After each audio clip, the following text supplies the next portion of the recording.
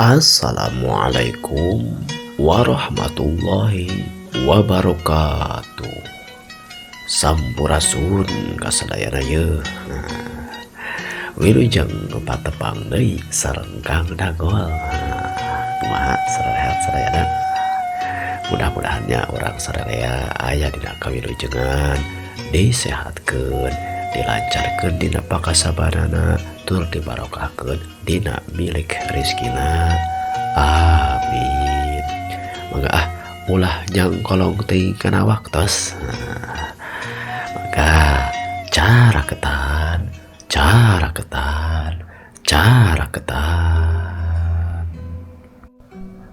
Di Kadipaten Dayeuh Luhur pernahna ayeuna Raden Tirta alias si Acung teh geus linggih we malahan mah harita teh keur ngawangkong. Ejeung kapi guruna nyaeta Ki Jembar teh. Satuluyna kadenge Ki Jembar nyarita. Tah sakumaha ku aki geus dicaritakeun, ku paman geus dicarioskeun. Yen lamun urang hayang nama kanyaho kudu loba maca. Komo lamun ku urang rek dilenyepan di dadasaran ku ilmu agama. Ari panggeulana ayat anu diturunkeun ti pangeran nyaeta ti Allah Subhanahu wa taala ka rasulna nyaeta Kanjeng Rasulullah Muhammad sallallahu alaihi wasallam. Saya halus pisan. Kudu kitu. Kapan cenah kawilang jalma anu koret lamun ngarungu namina Rasulullah teu maoskeun sholawat.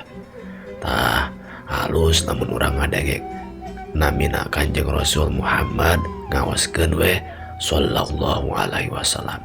Muhun. Teras kumaha guru maca sareng ayat tadi teh? Bener. Bisi kapopohokeun nya.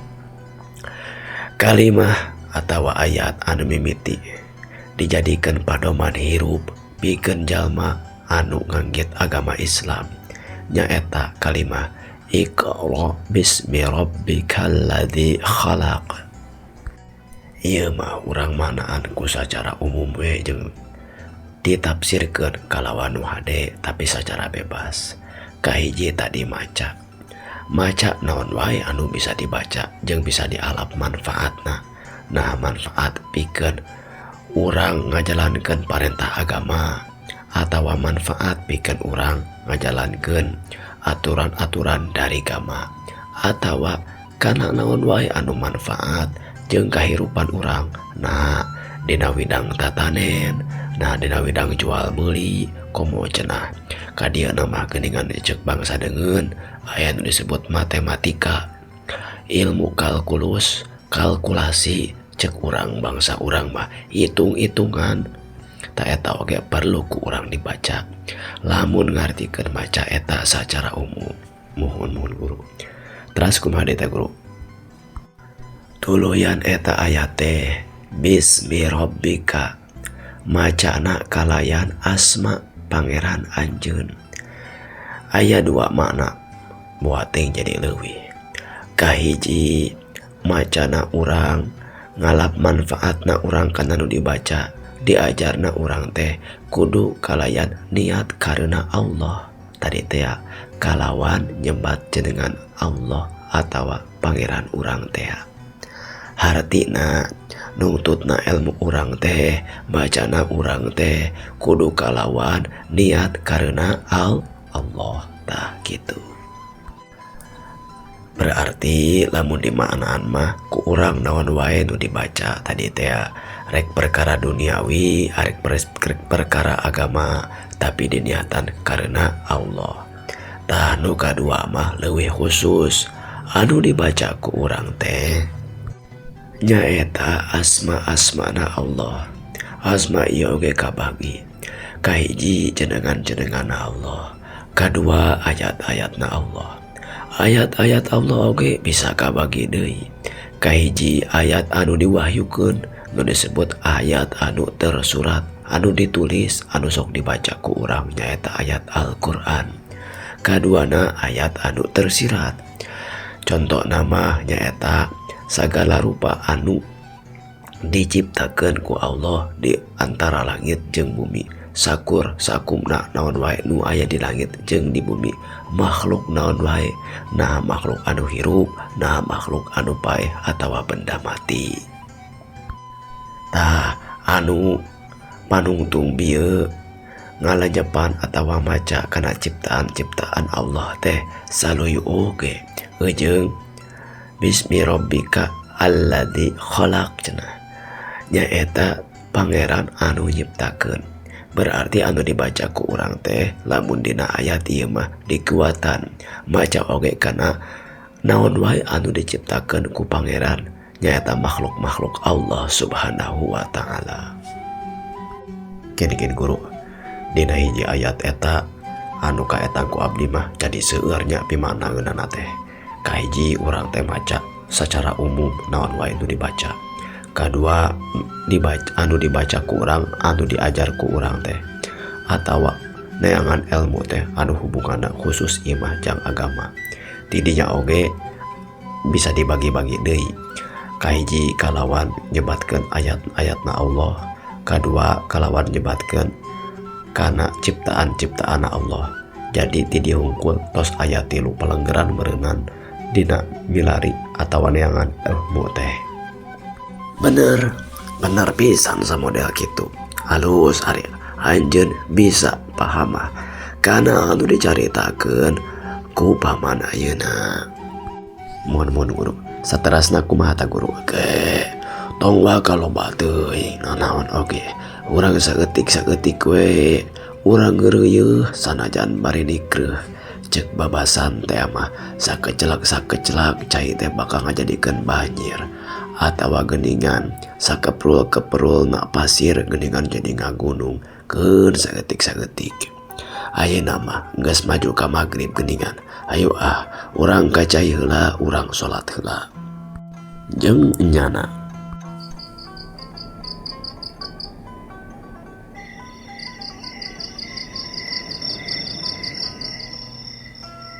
sora jangkrik jeung cari cangkas ngahlak we saperti tatabuhan anu mapaesan alam waktu harita kadengena teh jika di sisi kebon atawa sisi rungkun di sabur dening eta tempat. Singket carita anu duaan tadi ngariung teh satuluy nama bubar muruk ka tempatna kamarna masing-masing. Satuluy nama kitu we kacarai sakumaha ilaharna sarolat heula jeung ngalakonan sakumahaning lalampahan atawa kagiatan sewang-sewangan. Waktunya relek henteu karasa. Si Acung alias Raden Tirta geus ngadayagdag we dina luhureun tempat sarena. Manehanana can buburu sare duka teuing ku naon rarasaan asa beda anu karasana ku Raden Tirta. Raden Tirta alias si Acung tuluy ngagerentesna jero hate ngungkapkeun kahariwang jeung parasaan manehanana. Nah penting teh asa-asa jempling teuing nya ari kitu teh mah jangkrik jeung cari cangkas kadenge wae tapi asa-asa beda. Aya naon ye kitu cenah jiga anu ngandung pirasat dina hatena si Acung teh. Ana barang keur kitu palebahan gedogan kuda asa kadenge anu ngagurubuk teu dila didinya kadenge jiga aya penjaga atawa jalma anu keur nungguan kuda jojorokan tulung kuda lalepas tulung. Ngadenge sora anu minta tulung si Jalu buru-buru we nyongkot kana bajuna kampret hideung sakumaha biasana tuluy kaluar ti rohangan atawa kamarna. Malahan napas di tengah imah katingali oge Ki Jembar geus saget dangdan sarua jiga arek kaluar. Malahan batika nanya, Jalu kadenge anu minta tulung? Mun Ki Guru, ayo urang keluar, urang tulungan aya naon cenah? Jika lebah-lebah tina kanang kuda, mun nyata. Ayo mangana. Satuluyna ieu dua jalma keluar ti imah arek muru cenah ka kanang kuda, tapi teu jauh ti dinya. Siut dua pasar ngarah-ngarah ka jalma anu duaan karak datang ti imah teh. Malahan mah syut kadenge si Acung ngajorobok jika ngarasakeun ka nyeri. Ki Jembar anu tadina arek lumpat ka kana kuda teh manehna langsung ngagilek balik deui ka tukang nempok kana arahna si Jaluk. Kumanehna ge karasa aya dua pasar anu ngaliwat, tapi kumanehna bisa kahindarkeun. Si Acung anu can pati ahli dina ngarasakeun dina kaayaan samodel kitu mah katingalina mah kabeunangan malebahan pisan suku palebahan pisan sukuna. Kunaon Jaluk aya naon, aduh ieu suku kuring jiga aya anu nancap, aduh keke daguan ku aki urang tingali heula. Sabat keur kunem catur kitu katingali sababaraha punggawa ngaliwat arek bangunna teh sarua muru ka kanang kuda, tapi ningali Ki Jembar ejeung Raden Tirta aya di hareupeun imah malahan maka tingali Raden Tirta atawa si Acung keur ngudupruk we bari nyekelan sukuna. Eta sababaraha punggawa teh tuluy ngarojom malahan mati ka aya anu nanya, Ki Jembar aya naon? Eta Raden Tirta kunaon? Tah eta aya obor coba damaran ka dieu cenah aya nu nancapkeun sukuna urang tingali naon bangunna mah jiga aya pasar atawa panah ieu kitu cenah ceuk Ki Jembar teh. Ulu sing hati-hati atuh tuh katingali geuningan eta pamuntenna Raden Tirta jiga anu geudeuk kitu tuh eta kadang-kadang tulungan eta jika arek kapaehan ceuk hiji punggawa ngabejaan kana kaayaan si Acung anu jajalek jiga arek kapaehan tangtu wae kaayaan kitu teh katalengakeun oge ku Ki Jembar. Aduh model kieu mah bangun ieu pasar lain pasar samane ya jika geus menang ngaracun coba gotong aya naon ieu kitu cenah Ki Jembar teh bari menta ka eta dua orang punggawa teh cenah mayang si Acung kajero deui imah kajero deui asup ka imah.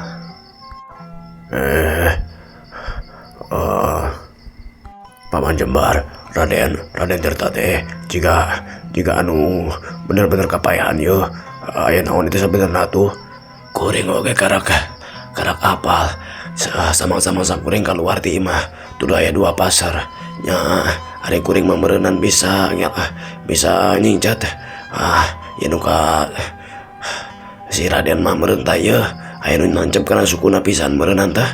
Aduh aya naon anu leka gitu ya di urang teh teuing naon atuh nya. Samang-samang Ki Jembar arek asup pisan ka jero imahna tuluy torojol aya punggawa anu sejen lumpat ka lebahna imahna Ki Jembar bari nyerita, ake itu teh aduh udah lalopasan tulungan atuh nah makanya ngarariung di dieu eta geuning jika aya nu ngagotong tadi ku abdi katingali kajauhan saha eta teh kunaon eta teh. Jika si toleng anjeun lain toleng mohon abdi toleng tulungan itu kuda lalepasan terus aya nu teu bisa kelarupa kuring leuweuh anu nuan teu bisa newak deui kudana lalepasan.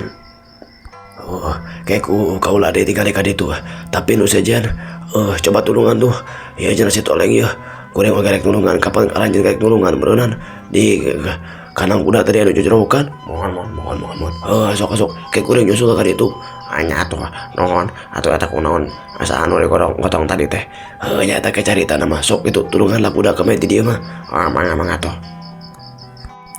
Satu luina nu riweuh teh tungtung mah kabagi dua we. Aduh puntennya dah ala kabasekan ya.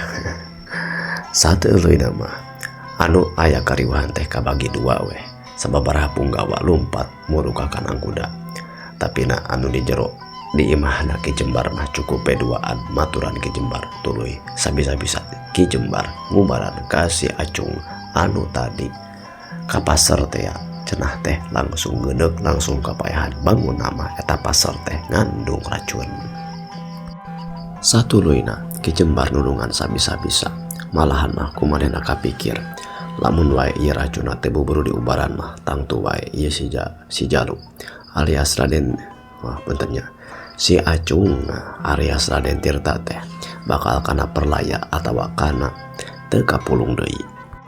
Tapi bobohan kolot anu pinuh ku ilmu manehna bisa we sakitu mah sakalian mah bisa nulungan sanajan ieu si Acung teh acan bisa pulih jeung masih kene can sadar tina kapaehanana. Satuluyna dua urang punggawa malahan mah dibaturan ku bibi emban cenah atawa anu osok maturan di dinya narunguan kasih Acung. Sedengkeun ari Ki Jembar mah satuluyna indit deui nyaeta ka kanang kuda teh. Pas manehna kadinya teh kuda-kuda sawareh mah geus bisa kacerek deui atawa geus bisa diasupkeun deui. Tapi cenah aya 2 atawa 3 kuda mah anu encan kapanggih bangun mah lompatna geus jauh pisan. Eta carita jeung kajadian teh tangtu wae geus nepi ka kadipaten. Malahan mah Raden Adipati oge geus ngarunggu cenah kana kajadian anu lumangsung di wewengkon imahna atawa tempat linggihna Ki Jembar teh. Eta teh beja eta teh geus nepi dina kaayaan isuk-isuk sabab meureunnan ari ka gegedean atawa kamenak mah teu wantun cenah rahayat biasa mah lamun tika ngariweuh-riweuh atawa tika ngaganggu kana kulemna adipati atawa menak atawa gegedean di eta wewengkon. Akocapkeun dina kaayaan isukna.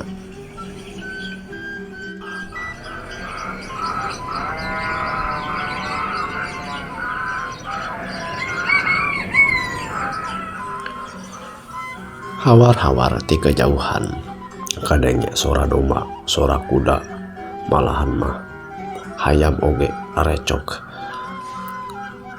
Teu katinggalieun kongkorongok hayam oge reang kadenge ngagambarkeun hegarna poe waktu harita.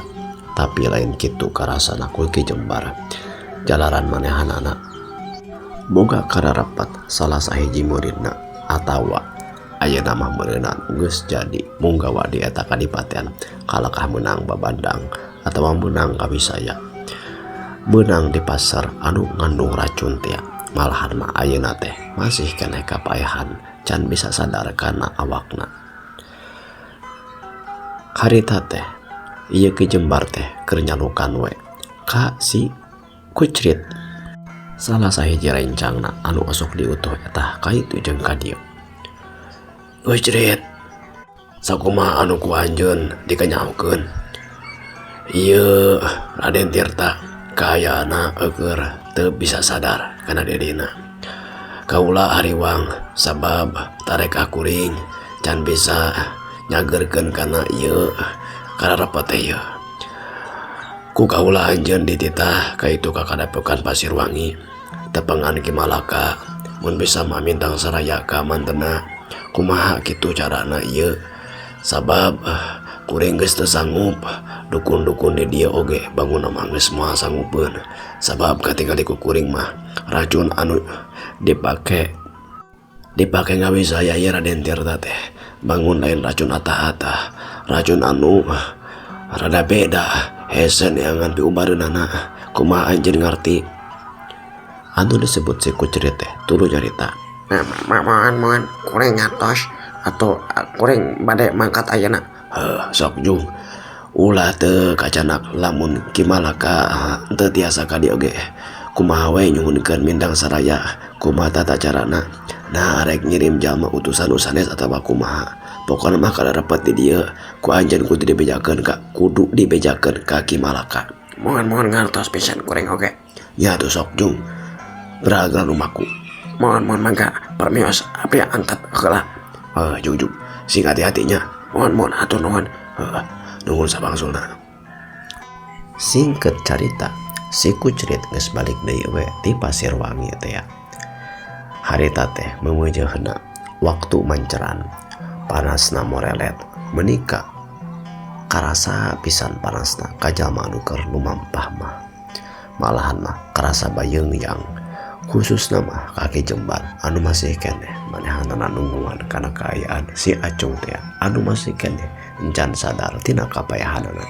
Malahan mah sanggeus kumaha dipariksa sababaraha kali ieu kaayaan si Acung teh tina kaketegan jantung jeung jalan darahna jalan getihna ya si Acung teh jiga anu geus lemah pisan. Malahan mah Ki Jembar ngarasa hatena ayeuna mah geus teu jembar deui. Dina kaayaan samodel kitu si Kucrit tadi teh geus datang deui. Malahan mah diiringkeun ku dua jalma anu asup we langsung ka bumina Ki Jembar. Horeng sibana horeng geuningan eta teh Ki Patra jeung si Jaka Peteng teh. Ki Patra si Jaka Peteng katut Ki Jembar teu lila patanya jeung silih bagjakeunana langsung we Ki Patra mah nyampeurkeun kana kaayaan ningali kana kaayaan si Acung. Aduh, katingalina mah ieu budak teh geus lemah pisan Ki Jembar. Nah henteu ditulungan ku anjeun. Pira ku kuring teh ditulungan. Sabisa-bisa pasti ku kuring ditulungan. Tapi aduh taluk bangunna teh pangabisa kuring can bisa neurak kana bisa nu model kieu mah.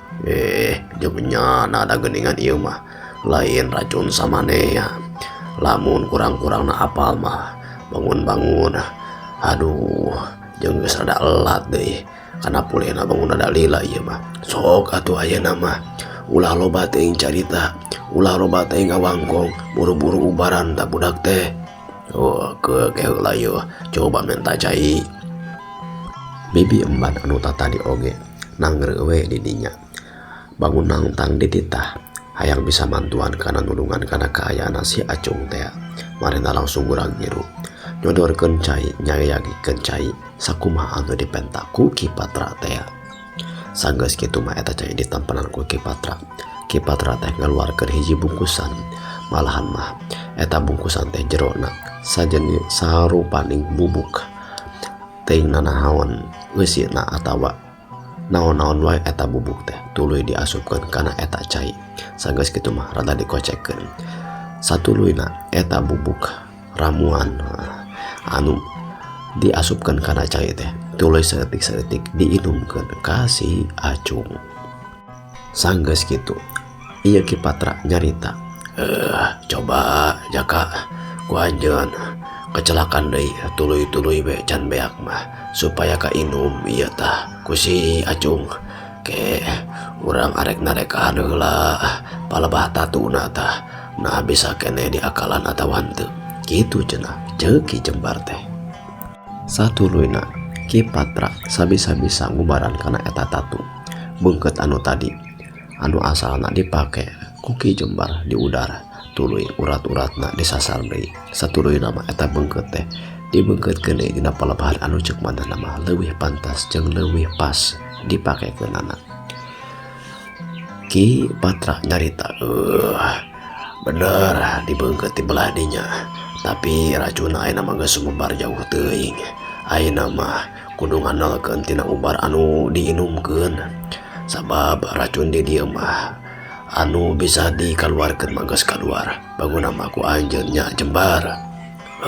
Nya eta ku kaula sabisa-bisa dikaluarkeun tapi meureunan geus elat teuing atawa kuring anu teu bisa sugan. Keun kembaya anu kituna mah ayeuna mah ku ubar anu diinum sugan bisa mati. Mudah-mudahan atuh hari kitu mah. Coba diukeun urang salurkeun ilmu tanaga jero jeung urang papai urat-urat mamatina sugan we aya maunatna ieu kitu cenah. Kekecapan Ki Patra teh ieu si Jalu anu dina kaayaan kapaehan teh tuluy didiukeun tangtu wae hese. Malahan mah tika dicekel ku Ki Jembar jeung ku si Jaka Peteng. Satuluyna Ki Patra cicing dina tukangan ngalebahan tokongna pisan ieu si Acung manehna nyasar urat-urat tongongna tuluy ngurut-ngurut jeung cenah teh jiga anu nyalurkeun tanaga jero kana awakna ieu si Acung. Sanggeus sababaraha Waktu kaliwat sababaraha petak ngalakonan kumaha cenah tata carana Ki Jembar teh teu ditek-tek. Sakabehna dina ieu carita satuluyna si Acung teh tuluy disarekeun deui dina tempatna anu saasal. Ningali kana rohakana ieu racun jeung deui kana hesena. Pokona mah ieu racun teh hese jeung ieu ku Sumembar. Tapi untung keneh kahiji teu pati elat sarajan kaasup elat. Jauh teuing meureunannya ti dieu ka Pasirwangi teh. Kaduana katingali nama ieu budak teh aya tereuh kuat ieu. Boga urat-urat taraga anu tuluy-tuluy dilatih. Sanajan teu sakuat anjeun jaka, tapi cukuplah jang nyengker kana Sumembarna ieu racun. Nya tapi mudah-mudahan sing buru-buru cager deui. Sanajan bangunna mah bakal rada elat ya, bakal rada lila kana cagerna teh. Nu tadi si Jaka Peteng teu pati nyarita. Manehna ayeuna cumarita. Wah, nah bisa manehanana katulungan deui saha kumaha biasana ieu Ki Guru. Ari bisa mah bangunna bisa. Tapi kuring teh bisa mastikeun sabab urang banget ukur bisa ikhtiar sugan jeung mudah-mudahan nya urang rojong ku ikhtiar kalayan doa kanu Maha Kawasa. Luh naon atuh anjeun Acung euy kada kurang papangi ieu anjeun nakayan masa model kieu jeung di anjeun mah aduh ngan rupa-rupa we jeung cilaka jeung kacilakaan we ieu. Ari cilaka mah teu beunang dipenta, teu beunang disinglar, ari waktuna jadi mah jadi. Tapi nya meureunnan nanaon oge kudu diikhtiaran tah ayeuna urang ikhtiaran kalawan ngadoa. Nya kitu-kitu atuh keun wae ah. Cak urang tunda kaayaan di imahna Ki Jembar. Tangtu kaharep kasamper deui. Urang caritakeun ayeuna kaayaan Ki Patih di bumina Ki Patih Wijana anu kabeneran aya Raden Jangga teh. Di bumina Ki Patih Wijana harita teh keur kaayaan panon poe geus lingsir malahan mah geus maju ka sorenakeun. Ki Jangga Raden Jangga kadenge nyarita, aduh Ki Patih jika nama eta racun anu diwisayakeun teh mati nama mati tapi na henteu saluyu jeung kahayang maksud deh da kudu nama teu lila tika kena eta racun ieu Raden Tirta teh kudu nama geus tilar dunya tah geus bae kudu nama tapi nah hanya jika liwat tengah poe kieu masih keneh bejana jangan kadenge paeh-paeh wae ieu teh. Sabar nanaon geus kudu sabar. Pasti Ki Angker tama oge moal sagawaya nibankeun kana eta racun. Pasti anu pangmatina ngan meureunnan kadenge cenah aya dulurna si Jembar di Kadipaten Pasirwangi. Si Patra anu kawilang rada ahli oge tina bidang ngubaran mata manehanana teh bangun mah sabisa-bisa meureun ku si Jembar jeung si Patra tadi tulungan. Tapi anu kadenge ku kuring mah ieu racun ti Ki Angker tama mah tara nguciwakeun ya. Sakurang-kurang sanajan meureun ieu si Tirta henteu paeh oge nya kudu gering lah, gering kudu kana bulan malen mah buat teh moal menyat deui. Tapi keun masalah si Tirta mah pasti bakal rengse lah nya sakurang-kurangna ayeuna mah moal wakang ngaganggu kana urusan urang. Ayeuna kumaha cenah bejana Ki Angker tama teh jadi moal cenah ngayakeun babadamian di anu kamari di sawalakeun teh. Ari wartos ti jalmi anu biasa oso ka abdi mah cenah teh janten kumaha atuh bade mangkat ayeuna wae atawa ngantosan rada sonten Ki Patih. Ari kana ningali model kieu mah jigana kahiji urang kudu nempo heula tah ka imana si Jembar ningali jeung supaya mugulkeun we deui kana kaayaan si Tirta satuluyna ti dinya mah supaya teu nyurigakeun urang pada anjeun rek ti heula gae kuring arek ka imana si Jembar supaya teu kaciri teu nyurigakeun. Oh mangga upami kitu mah jung bisi maneh arek ini ti heula mah tungguan we di sisi deung kaula mah arek ningali heula tah ka imana si Jembar muhun mangga upami kitu mah.